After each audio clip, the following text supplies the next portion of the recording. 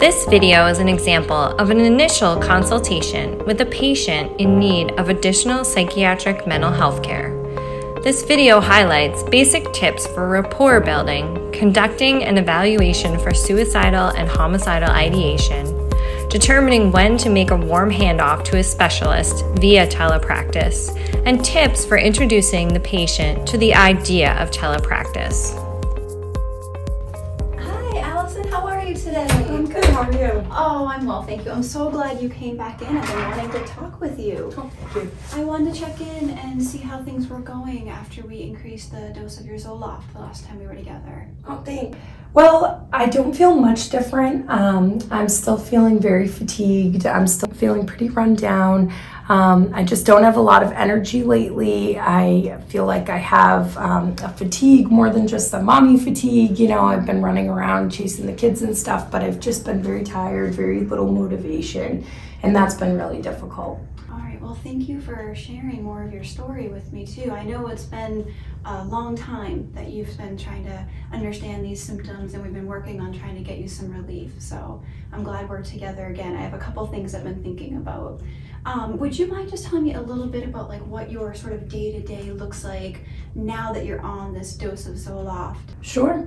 I wake up when the kids wake up, so I make them cereal or make them breakfast. I'll kind of clean up a little bit, watch them play, watch them kind of do their thing. But that's been really hard to have that motivation. I've really been forcing myself to do that.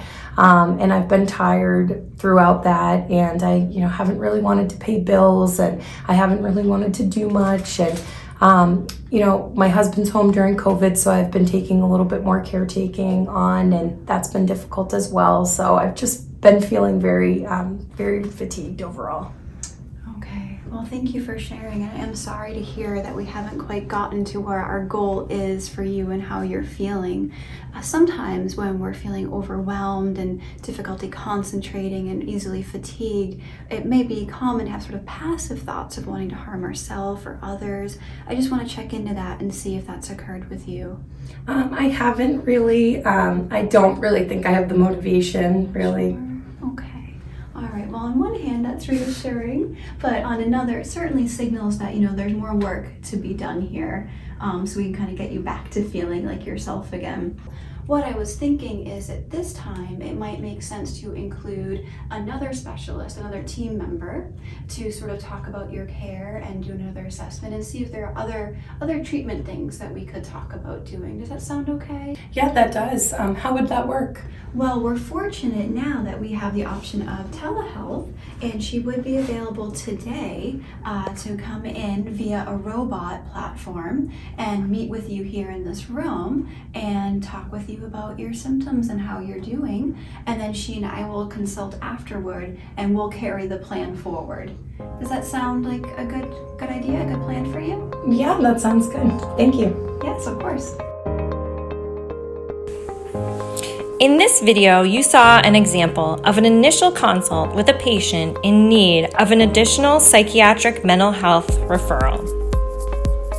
This video highlights some basic tips for rapport building, evaluating for suicidal and homicidal ideation, determining when to make a warm handoff to a specialist via telepractice, and how to introduce the patient to the idea of telepractice.